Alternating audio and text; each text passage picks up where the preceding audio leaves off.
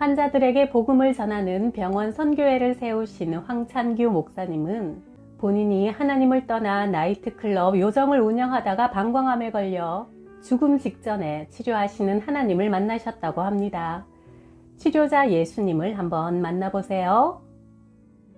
내가 건국대학교 정치외교학과를 졸업할 무렵 전국은 4.19 혁명으로 혼란에 빠져 있었다.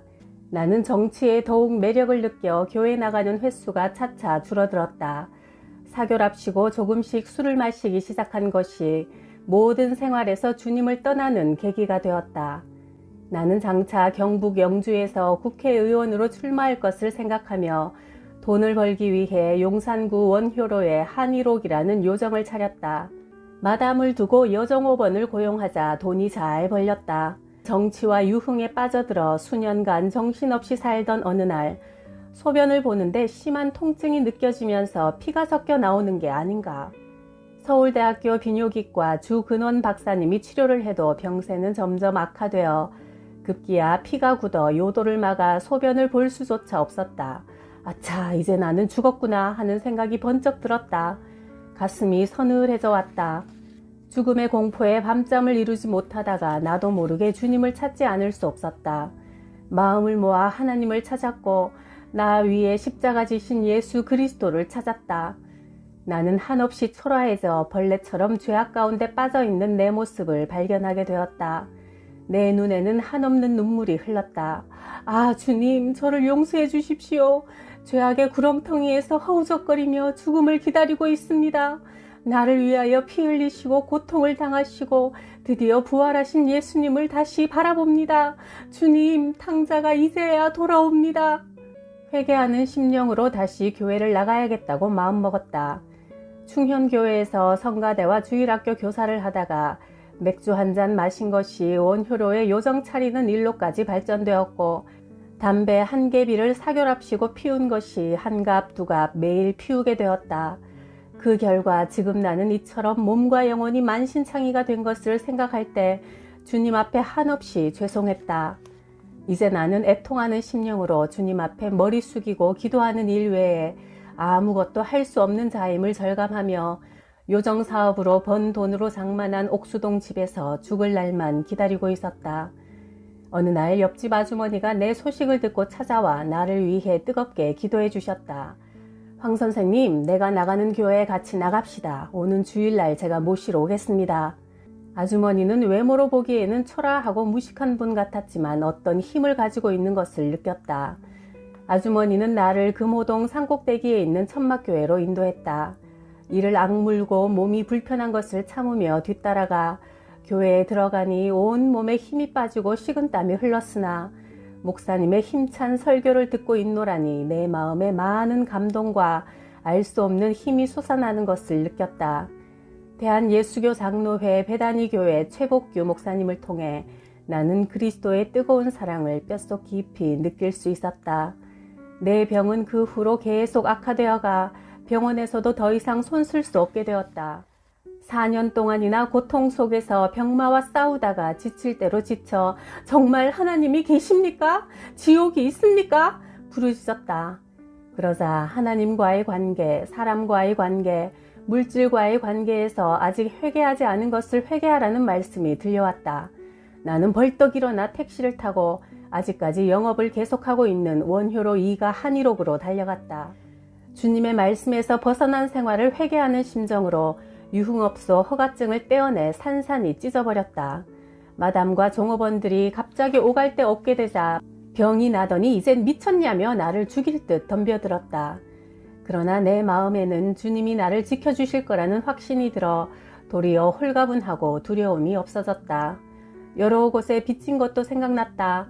다시 아픈 몸을 이끌고 이리저리 다니며 모든 빚을 깨끗이 정리했다.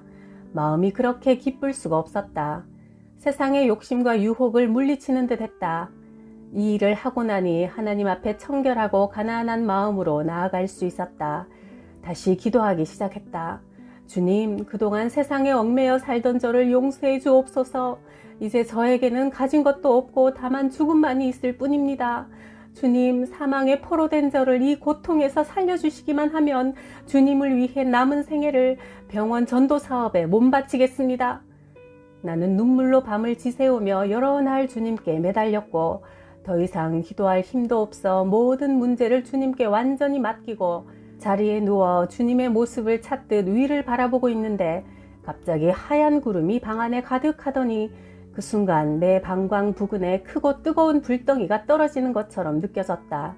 점점 더 뜨거워져 견딜 수가 없을 정도였다. 이 뜨거움이 온몸으로 퍼져나갔다. 내 몸이 깨끗해지고 새롭게 변화를 받은 듯했다. 병으로 인한 고통이 사라졌다.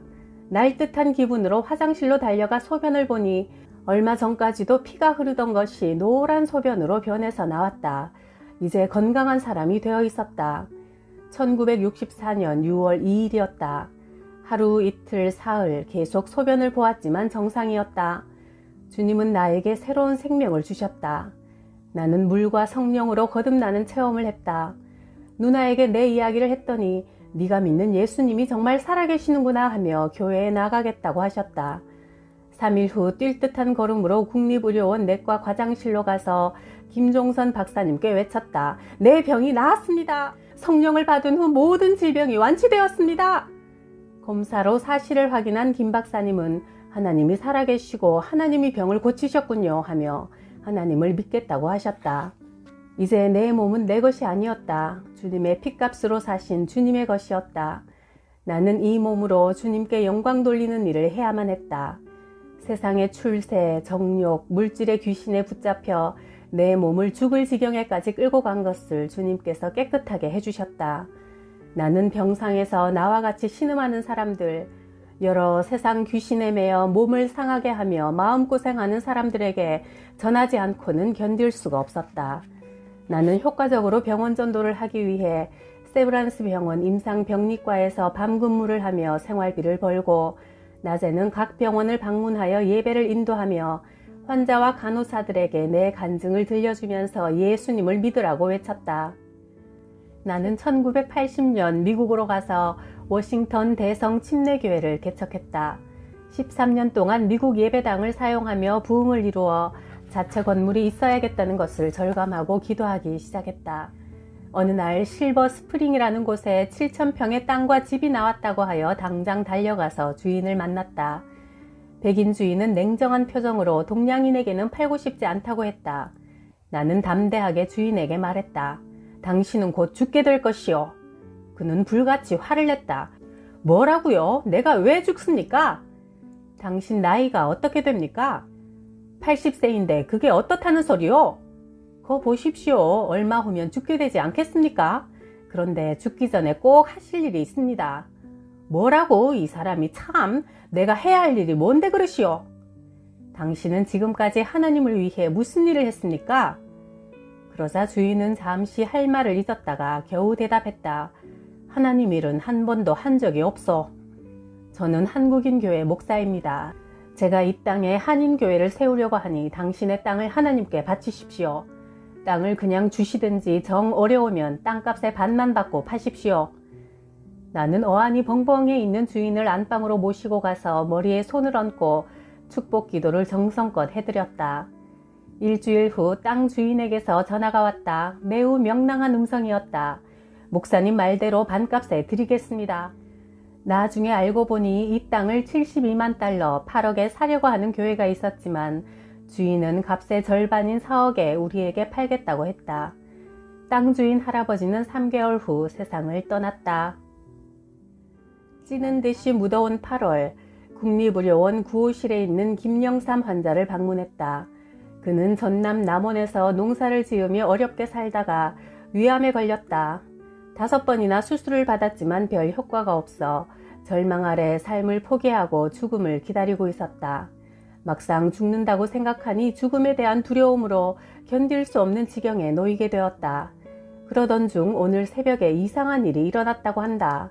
비몽사몽간에 하얀 옷을 입은 분이 찾아와서는 예수를 먹어라, 그러면 영원히 살 수 있다 하면서 물러갔다. 내가 성령님의 인도하심을 따라 그 환자의 방문을 열고 들어서자마자 나를 보고 그가 다급히 물었다. 선생님, 예수가 무슨 약이지요? 새로 나온 마이싱인가요? 김형제님, 예수라는 약은 두 알로 되어 있습니다. 네? 두 알이라고요? 그 약을 어디에서 구할 수 있습니까? 성경의 구약과 신약, 이 두 약이 바로 예수약입니다. 이 예수약을 드시면 분명히 살 수 있습니다. 예수님은 하나님의 아들이시며 그를 먹는 것이 바로 그를 구원자로 믿는 것입니다. 예수님은 영삼 형제님을 대신하여 십자가에 달리셔서 흘리신 피로 영삼 형제님의 모든 죄를 다 씻어주시고 돌아가셨습니다. 하지만 예수님은 죽은 지 사흘 만에 다시 살아나셔서 하늘로 올라가셨습니다. 이 하나님의 아들 예수 그리스도를 주인으로 마음에 영접하시면 영삼 형제님은 영원한 생명을 얻게 됩니다. 떨리는 목소리로 간곡하게 이야기하자 환자의 두 눈에서는 뜨거운 눈물이 줄줄 흘러내렸다. 그럼 내가 지금 죽어도 천당에 갈 수 있다는 말입니까? 갈 수 있고 말고요. 그의 얼굴이 벌겋게 타오르고 있음을 볼 때 성령님이 강하게 역사하심을 느낄 수 있었다. 오 살아계신 하나님, 사랑하는 영삼 형제에게 성령님으로 임하여서 그가 예수 그리스도를 믿음으로 영생을 얻게 하심을 감사드립니다. 이렇게 기도하자 김영삼 환자가 내게 부탁했다. 선생님, 방금 하셨던 연불을 내게도 가르쳐 주세요. 영삼 형제님, 연불이 아니라 기도입니다. 글쎄, 그 연불 기도요. 써주시면 보고 읽고 외우겠어요. 나는 주기도문을 큼지막하게 써서 내가 먼저 읽고 따라 읽게 하기를 3번 반복했다. 그는 한 절 한 절 읽을 때마다 눈물이 흘러 제대로 따라 읽지 못했다. 제가 위암으로 수술을 5번이나 받는 동안 두려움에 떨면서 꼭 죽는 줄로만 알았습니다. 내가 그 사이에 죽었다면 너무도 억울할 뻔했군요. 이제는 예수님을 생각하면서 편히 죽을 수 있습니다. 내 몸이 죽어도 죽는 것이 아니라니. 그는 감격하여 계속 어찌할 바를 몰랐다. 그는 한참 내 손을 부여잡고 자기 얼굴에 문질러대며 나를 쳐다보며 뭔가를 요청했다. 선생님이 가지고 계시는 그 예수책 저에게 줄 수 없습니까? 형제님, 이 책은 제 아내로부터 결혼식 때 선물로 받은 것이라 곤란합니다. 하지만 내일 아침 일찍 다른 성경책으로 꼭 갖다 드리겠습니다. 그는 실망한 표정을 지어 보였다. 33세 된 청년이 60세 넘은 사람같이 늙어 보였다.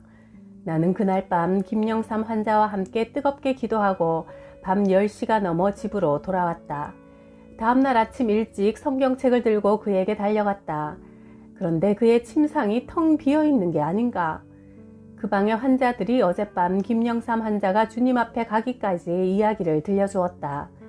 그는 밤이 새도록 잠도 자지 않고 내가 적어준 주기도문을 계속 읽었다고 한다.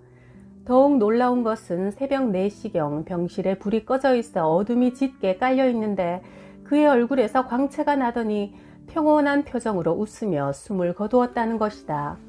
이 모습을 보고 옆 침상의 환자들이 확실히 천국이 있음을 보았다며 이야기해 주었다. 나는 지난 저녁에 성경책을 주지 못한 게 생각나서 가슴이 터질 듯 괴로웠다. 그 후로 환자들이 성경책을 달라고 하면 그 자리에서 선뜻 줄 수 있는 마음과 믿음이 생겼다. 김영삼 환자를 통해 그가 입원해 있던 병동의 환자들뿐 아니라 간호사, 의사들이 임종 때의 그의 모습을 통해 하나님을 믿게 되었다. 동부시립병원 변문재 환자를 신방했다. 그는 군대 복무 중에 사귄 애인이 있었는데 수년 동안 깊이 교제를 해왔으나 현실적으로 도저히 결혼할 수 없는 처지였다. 그는 술집 종업원으로 일하는 애인을 만나 함께 술을 마시며 신세 타령을 한 후 애인의 집에서 이럴 바에야 차라리 함께 죽어버리자며 부엌칼로 먼저 애인을 찔러버렸다. 애인이 그 자리에서 죽자 그는 자기 배도 힘껏 찔렀으나 순간 심한 현기증에 그 자리에 쓰러져 의식을 잃었다. 애인의 부모님이 발견하여 동부시립병원으로 옮겨 여러 차례 수술을 받았으나 살인자라는 죄책감으로 오직 죽음만이 모든 고통에서 벗어날 수 있는 탈출구라 생각하며 몸과 마음이 약해져 있었다. 병실 문을 열고 내가 들어서니 형사 2사람이 감시하고 있었고 살고 싶은 소망을 상실한 채 공포에 질려있는 변문재 씨가 침상 위에 앉아 있었다. 나는 그에게 사형수 고재봉 씨의 간증을 들려주었다. 원한으로 6사람을 잔인하게 죽인 고재봉은 악독한 살인마였지만 그의 마음밭에 복음의 씨가 떨어지자 회개하고 돌이켜 교도소에 수백 명 죄수들을 전도하고 하늘나라로 갔다. 그는 사형당하기 전에 성경을 20번 읽었으며 또한 하나님께서 환상을 보여주셨다. 어느 날 그가 기도하고 있는데 갑자기 하늘에서 음성이 들려왔다. 재봉아, 밧줄을 잡아라. 하늘을 쳐다보니 천장에서 줄이 내려와 그 줄을 잡고 한참 올라가다가 천사가 내려라 하여 내려가 보았더니 천국이었다. 앞으로 56시간만 지나면 네가 이곳에 올 것이다 라고 천사가 말해주었다. 고재봉은 너무 황송해서 어쩔 줄 모르고 서 있는데 환상이 사라지고 다시 차가운 감방 속에서 기도하고 있는 자신을 발견하게 되었다.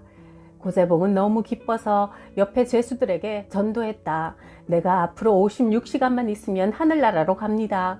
꼭 예수님 믿으시고 천국에서 우리 만납시다.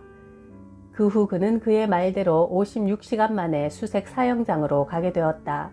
사형장에서 고재봉에게 마지막 유언을 묻자 하나님이 세상을 이처럼 사랑하사 독생자를 주셨으니 이는 그를 믿는 자마다 멸망하지 않고 영생을 얻게 하려 하심이라. 성경 말씀을 외치고 나서 찬송가를 힘차게 부를 때 총소리와 함께 주님 품으로 들어갔다. 이 이야기를 들려주고 나서 함께 예배를 드리며 간절히 기도드릴 때 변문재 씨의 두 눈에서 뜨거운 눈물이 흘렀고 애인을 찔러 죽인 잘못을 애통하며 회개하기 시작했다. 저도 예수님 믿겠습니다. 제가 이 땅에 있을 날이 얼마 되지 않지만 고재봉 씨처럼 예수님을 전하겠습니다. 나는 너무 기뻐 그의 손을 꽉 잡아주었다. 다음은 40년간 내 동력자인 병원 선교회 방규호 총무님의 간증이다. 1974년 8월 아내의 배에 혹이 생겨 수술을 받게 되었다. 사촌 동생 부부가 찾아와 말했다. 형님, 이번에 가시는 병원길이 마지막이 될지도 모르니 가시기 전에 예수님 믿고 기도를 받아야 돼요. 그냥 보내시면 안 됩니다. 당시 무신론자였던 나는 화를 냈다. 말도 안 되는 소리 집어치워! 도대체 하나님이 누구이기에 믿으면 살려주고 안 믿으면 죽인단 말인가? 그런 하나님이라면 나는 믿지 않겠네. 국립의료원에 입원한 아내의 수술은 한나절이나 걸리는 대수술이었고 대기실에서 기다리는 나는 불안한 마음으로 줄담배만 태웠다. 사촌 동생의 말이 계속 생각이 나 혹시 내 잘못된 판단으로 하나님이 정말 내 아내를 죽이지 않을까 염려되었다. 시간이 흘러 아내의 수술이 무사히 끝나자 다시 오만한 마음이 생겼다. 그럼 그렇지. 하나님이 어디 있단 말인가? 사람이 착하게 살면 되지. 꼭 하나님을 믿으라는 법이라도 있나? 그해 12월 내가 각혈을 하기 시작했다. 폐 디스토마로 나도 큰 수술을 받아야 했다. 이때 나는 아주 중요한 경험을 했다. 마취를 받고 의식을 잃고 있는데 아내가 침통한 표정으로 다른 환자를 지켜보고 있는 모습이 보였다. 아니, 왜 아내가 다른 환자를 보고 있지? 나는 이상한 생각이 들어 가까이 가보고는 소스라치게 놀랐다. 죽어가고 있는 그 환자는 바로 나 자신이 아닌가? 그렇다면 이렇게 내려다보고 있는 나는 대체 누구란 말인가? 나는 아내에게 말을 걸어보았지만 아내는 들은 척도 하지 않았을 뿐 아니라 아예 나를 볼 수조차 없는 것 같았다. 그 순간 의사가 이상한 의료 장비를 가져와 누워있는 내 몸에 가져다 댔고 그 순간 강한 충격이 느껴졌다. 똑같은 일을 다시 한번 반복한 의사가 하는 말이 똑똑히 들려왔다. 환자가 깨어나지 못하니 시체실로 옮길 준비를 하세요. 마지막으로 한 번만 더 해봅시다.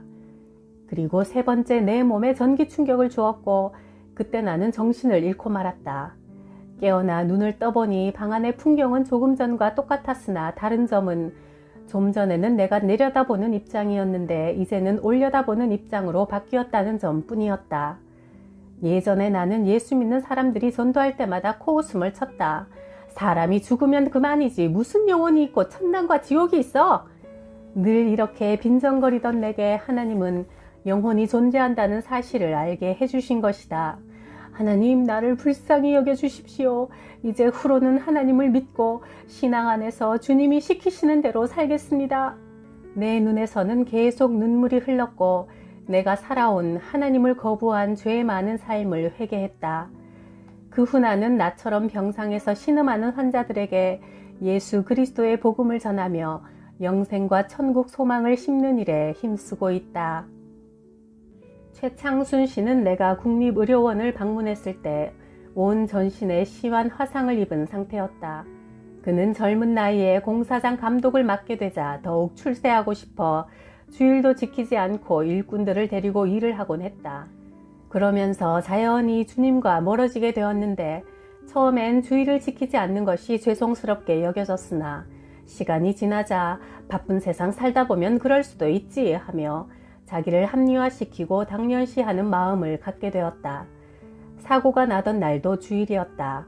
이제는 식구들까지 교회를 못 가게 만들었는데 그는 아내에게 점심시간에 인부 며칠 데리고 올 테니 교회 가지 말고 점심 준비를 해놓으라고 말하고 공사장으로 나갔다.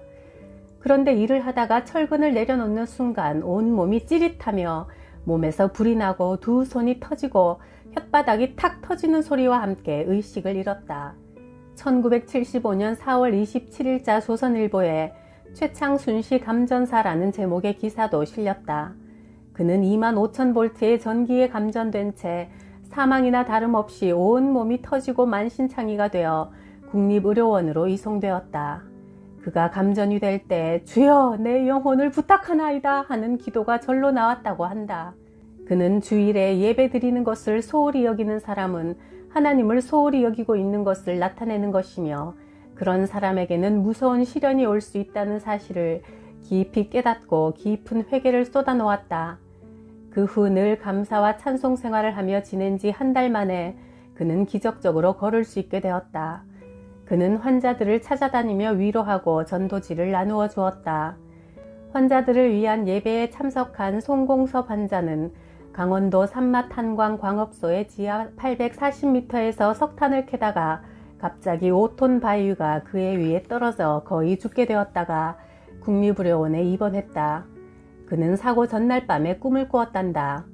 꿈에 어떤 사람이 나타나 이 탄광을 속히 떠나라고 경고했는데 무시했다며 주님을 멀리했던 삶을 참회하고 다시 하나님 품으로 돌아왔다.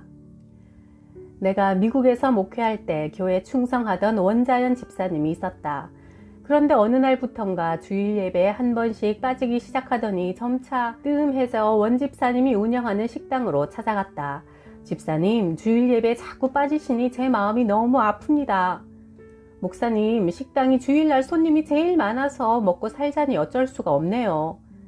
그 후로 원 집사님은 몇 달 동안 주일 예배에 참석하지 않았다. 그러던 어느 날 급한 전화가 걸려왔다. 목사님, 큰일 났어요. 프레데릭 로드에서 큰 사고가 나서 원자연 집사님이 크게 다쳤습니다. 지금 페어팩스 병원에 입원하여 응급치료를 받고 있으니 빨리 오셔서 기도해 주세요. 황급히 병원에 도착해보니 원자연 집사님의 그 예쁘던 몸이 흐늘흐늘 다 깨어서 알아볼 수 없을 정도가 되어 있었다. 나는 큰 소리로 하나님께 간절히 기도드렸다. 하나님, 우리 원자연 집사님을 불쌍히 여겨주시고 그의 영혼을 구원해 주옵소서. 치료자 되시는 예수님께서 그의 육신을 깨끗하게 치유하시고 살려주시어 앞으로 귀한 사명을 잘 감당할 수 있도록 한 번 더 기회를 주옵소서. 그러자 실신 상태였던 원자연 집사가 갑자기 두 손을 높이 들면서 할렐루야 하고 울면서 살아나는 것이다. 몇 달 후 집사님은 다리를 쩔뚝거리면서 교회에 나와 충성하기 시작했고 후에 그의 아들을 신학교에 보내 아들과 같이 교회를 개척하여 전도자로 충성하고 계신다.